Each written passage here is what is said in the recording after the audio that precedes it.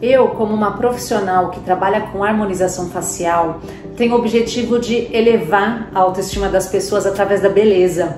Mas afinal, o que é beleza? Como definir isso?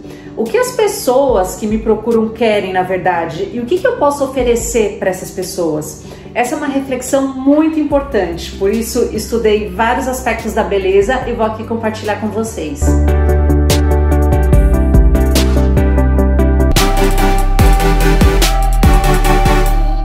Para quem não me conhece, o meu nome é Maíra Plateiro, eu sou dentista, especialista em harmonização facial e o meu objetivo com esse canal é falar de todos os temas referentes à harmonização facial.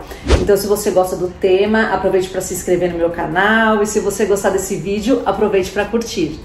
Bom, vocês devem imaginar que definir o que é belo não é nada fácil e eu não vou tentar definir isso logo de cara.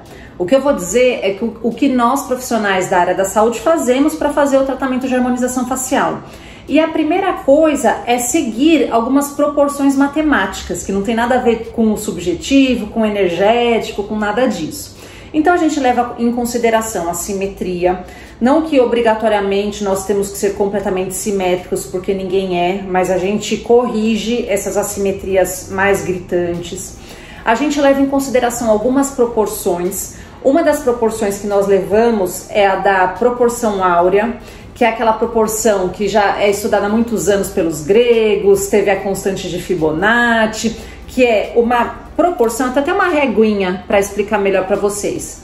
Existe uma certa proporção que está presente em várias questões da natureza, então a espiral perfeita segue essa proporção, muitas e muitas flores seguem essa proporção, os gregos fizeram todas as suas construções seguindo a proporção, as pirâmides do Egito têm essa proporção, e no nosso rosto nós também temos essa proporção em várias regiões. Então, por exemplo, se eu medir os dentes em relação ao central para o lateral, eu sigo a proporção áurea, é muito louco.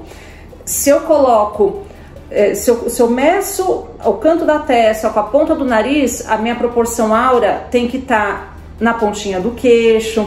Então, essa relação matemática é uma das relações que nós seguimos. Nós tivemos também um cirurgião plástico chamado Stephen Marquardt, que criou uma máscara chamada Máscara da Beleza. Ele foi um grande estudioso da beleza e pegou várias faces consideradas bonitas, então modelos, várias pessoas, homens e mulheres bonitos, e a partir disso ele foi estudando as angulações, as proporções, e a partir desse estudo ele fez uma máscara.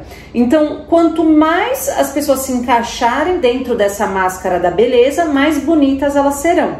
Então perceba que isso é uma coisa bem encaixotada, né, literalmente. E hoje em dia tem até aplicativos com a máscara da beleza, que você faz uma selfie, coloca a máscara por cima e aí nesse aplicativo faz pequenos ajustes e de repente você, que é uma pessoa normal, fica uma pessoa bonita.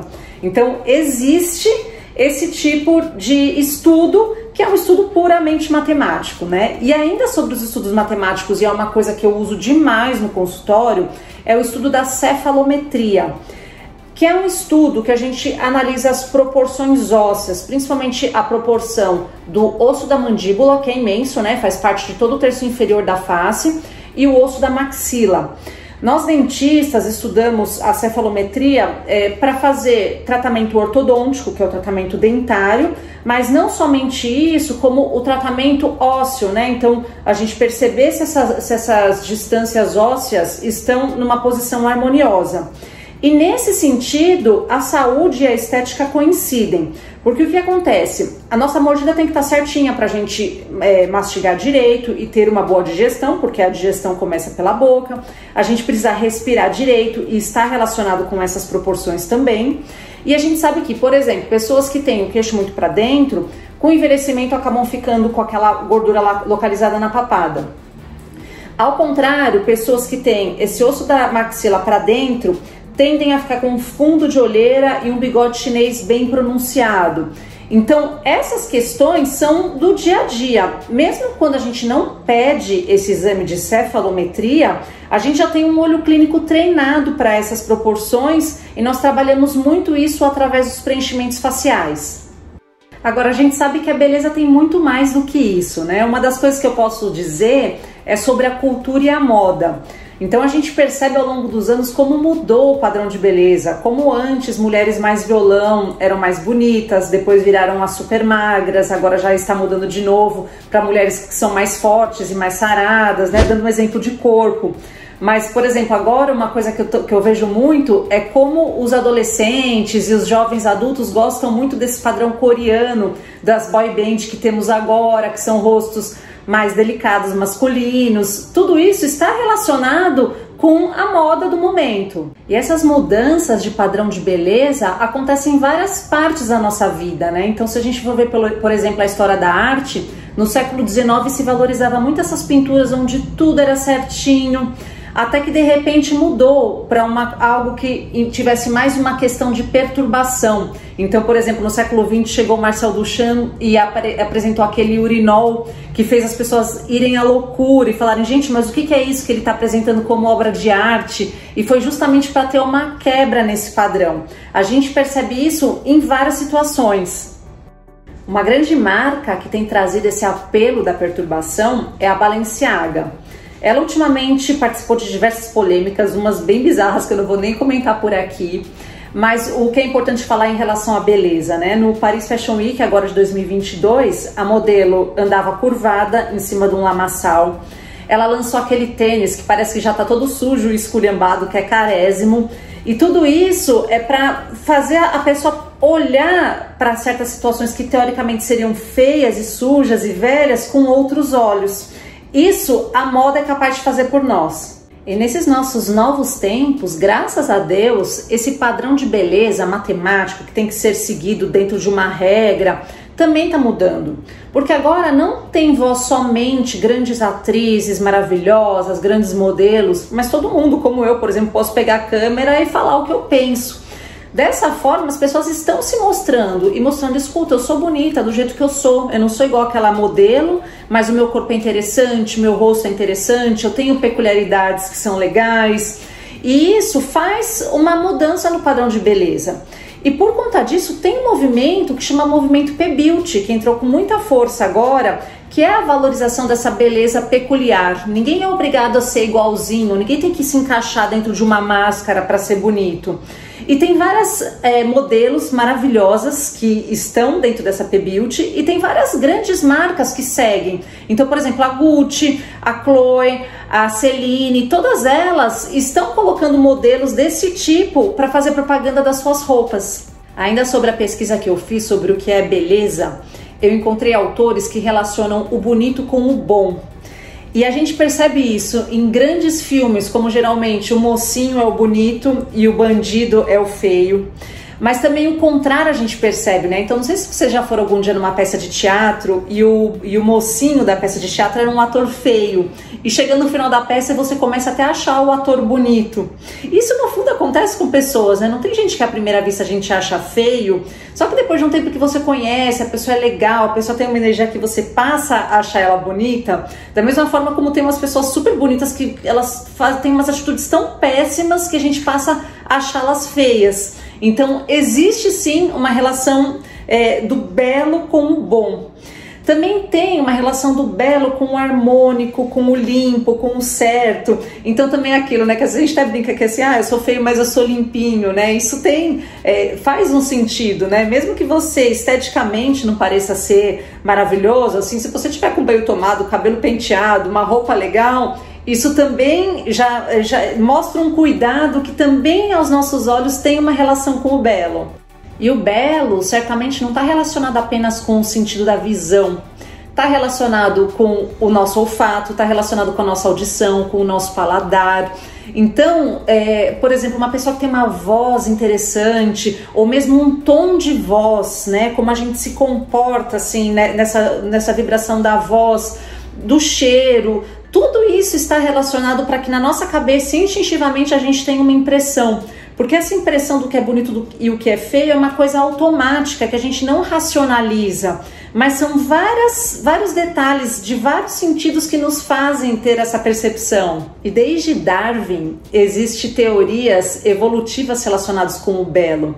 como se o belo estivesse relacionado com o nosso ciclo reprodutivo, como se nós fôssemos, por exemplo, um pavão que abríssemos as asas para ficarmos bonitos, para chamar atenção para o nosso parceiro sexual. Então tem uma relação com isso, e com isso a gente também consegue captar uma relação com a juventude, porque seria a nossa idade fértil. E de fato, nos dias atuais, o jovem é muito valorizado. E com isso muitas pessoas lidam mal com o processo de envelhecimento. E de fato, tratar o envelhecimento, promover um rejuvenescimento é uma coisa que nós, a harmonização facial, fazemos muito bem. A gente identifica esses processos de envelhecimento que tem a ver com a pele, com a flacidez, então é a perda de colágeno, né, junto com a perda de diversos hormônios, mas também a perda de suporte ósseo. Então isso no nosso tratamento é muito nosso dia a dia, né, fazer aplicações para devolver suporte ósseo, promover colágeno, fazer um lifting do rosto e fazer com que a pessoa rejuvenesça alguns anos.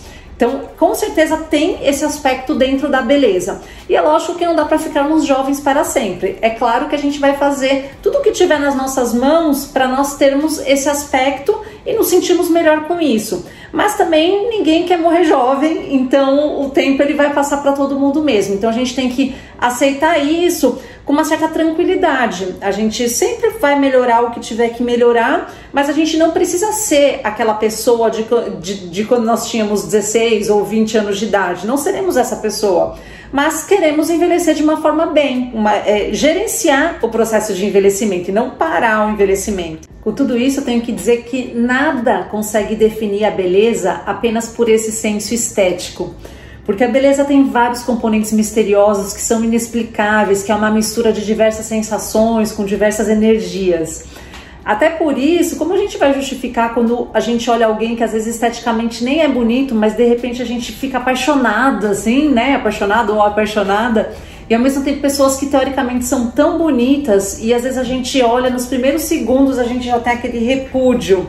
São vários componentes misteriosos. Agora, a gente não consegue ficar indiferente ao que é belo. E o belo sempre nos influencia a tomar diversas decisões. E é muito louco, né? Porque a beleza pode ser algo que nos traga conforto, mas ela também pode nos trazer perturbação, medo. Ela nos traz uma diversa quantidade de sensações que a gente não consegue controlar mesmo.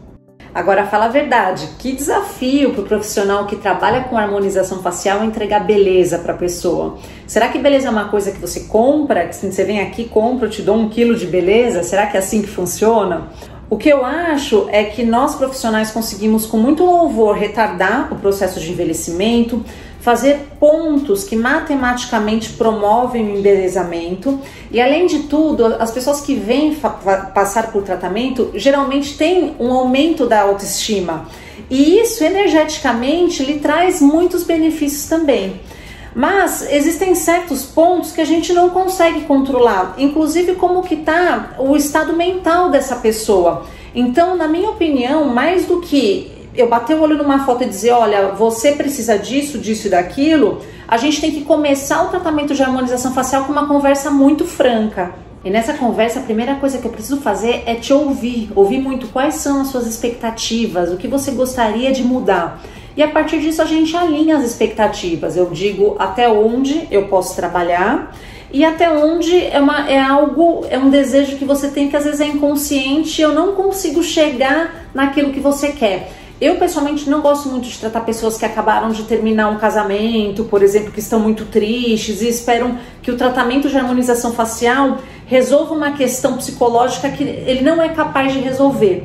Mas ao mesmo tempo ele trabalha lindamente nesse aumento da estima da pessoa e isso é muito importante para o dia a dia. E é claro, por mais que eu tenha a minha opinião e obviamente a pessoa passa em consulta comigo, eu vou dar a minha opinião frente ao tratamento, o que é bom para um não é bom para outro e tudo bem. Então a gente tem que fazer um plano de tratamento individualizado mesmo. Eu não acho de forma alguma que todo mundo tem que se encaixar dentro de uma máscara, mas eu gostaria muito que todo mundo tivesse o melhor que possa ter, a sua melhor versão dentro das suas próprias percepções. Eu espero que vocês tenham gostado desse vídeo. Para mim foi muito agradável falar sobre esse tema que eu gosto muito. Dúvidas, comentários que vocês quiserem fazer, podem fazer aqui embaixo embaixo que eu vou fazer questão de responder. Se você gostou do vídeo, aproveite para curtir e te aguardo no próximo vídeo.